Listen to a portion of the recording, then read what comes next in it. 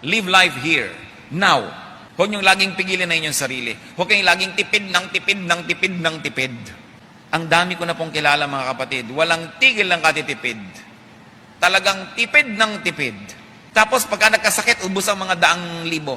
So naubos din yung pera, hindi mo lang sila nakatikim ng tusino. Naubos din ang pera sa ending. Yung sobrang menos ng menos, tipid ng tipid, ibig sabihin din yan, wala tayong tiwala sa Diyos eh. So kung binibigyan tayo ng Diyos ngayon, gusto nyo magtipid, magtipid ka ng certain percent. Itabi nyo. Gusto nyo magbigay sa kapwa, magbigay ka ng certain percent. Pero merong certain percent yan na dapat ine-enjoy nyo.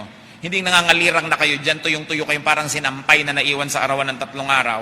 Tapos ang dami-dami yung perang iniipon. Ba't yung iniipon yun? Pambili ng kabaong? Know how to enjoy what God gives you. Because if God is pleased with the way that you spend what He gives, He will replenish it. Mahirap ba sa Diyos na palitan yung ginasta mo dahil binigay niya? Pero kung nasisiyahan siya sa paraan ng ating paggasta. Kadalasan hindi tayo binibigyan ng bago kasi ayaw natin bitawan ng luma. Our hands are not free to receive new blessings.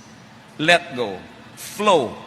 Kailangan may flow. May pumapasok, may lumalabas. May pumapasok, may lumalabas. Yung pasok lang ng pasok sa inyo tapos walang lumalabas, ang tawag nyo doon, estero. Kaya mababaho ang mga estero. Pasok ng pasok, walang lumalabas kasi barado.